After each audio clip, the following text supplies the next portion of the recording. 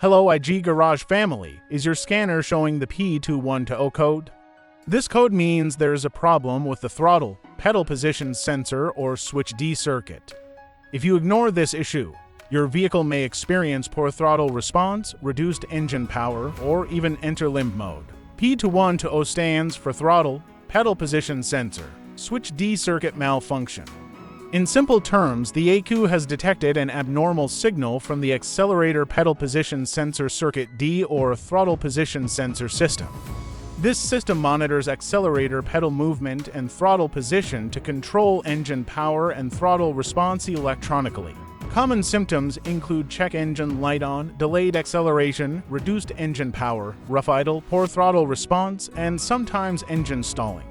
In many cases, the vehicle may also show a reduced engine power warning on the dashboard.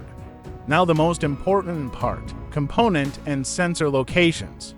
The accelerator pedal position sensor is mounted near the accelerator pedal assembly inside the cabin. The throttle body and throttle position sensors are located on the intake manifold, where air enters the engine.